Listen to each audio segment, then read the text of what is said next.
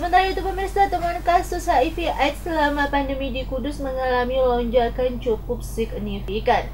Hal ini dipicu peningkatnya tren seks menyimpang sesama pria yang menyumbang peningkatan hingga 7%.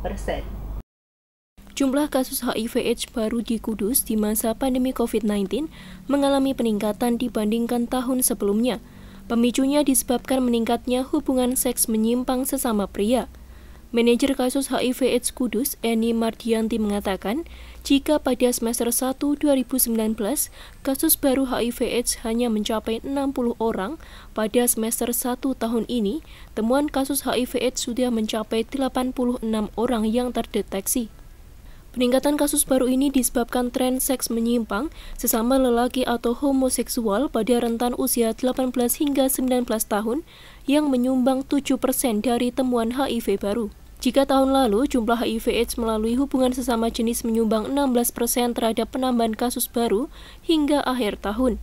Diperkirakan tahun 2020 ini penularan HIV/AIDS melalui hubungan sesama jenis akan meningkat hingga 20%. Ditambahkan Eni, di masa pandemi COVID-19, belum ada penderita HIV/AIDS di Kudus yang terpapar COVID-19, sebab para penderita HIV/AIDS memang sebelumnya telah terbiasa menerapkan protokol kesehatan.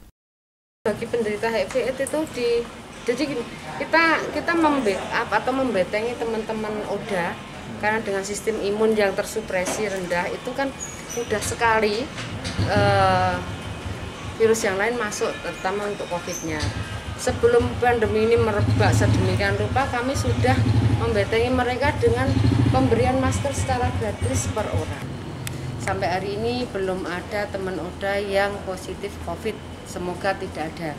Karena memang mereka dari awal sudah dibekali untuk membentengi. Tetap biasa ya? Tetap biasa pakai masker. New normal baru. Oke. Dengan penambahan kasus baru tersebut, jumlah kasus HIV/AIDS di Kudus saat ini telah mencapai 1.200 kasus dan 10%-nya merupakan warga yang berasal dari luar Kudus. Sukron Hamdani, Simpang 5 TV, melaporkan.